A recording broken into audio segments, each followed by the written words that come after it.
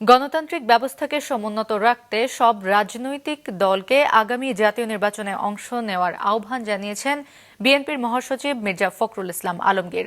দুপুরে রাজধানীর শিল্পকলা একাডেমিতে দৈনিক নয়া দিগন্তের প্রতিষ্ঠা বার্ষিকীর অনুষ্ঠানে যোগ দেন তিনি। সেখানে জুলাই গণ অভ্যুত্থানের শহীদদের শ্রদ্ধা জানিয়ে ফখরুল বলেন, এরই মধ্যে সংস্কারের বিষয়গুলো নিষ্পত্তি হয়ে গেছে। নির্বাচনের ঘোষণা এসেছে।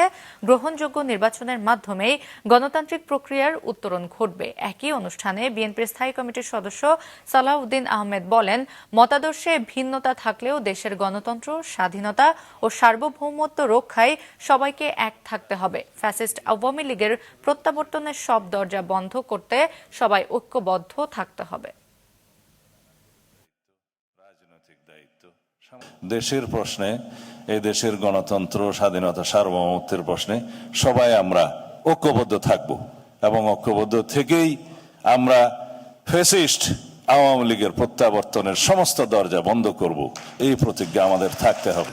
আমি আহ্বান রাখবো সকল রাজনৈতিক দলের কাছে যে আমাদের ছোটখাটো সমস্যা এগুলোকে দূরে রেখে গণতান্ত্রিক ব্যবস্থাকে আমরা ফিরিয়ে আনার জন্য সবাই এই নির্বাচনে অংশ নেই, গণতান্ত্রিক ব্যবস্থাকে ফিরিয়ে নিয়ে আসি।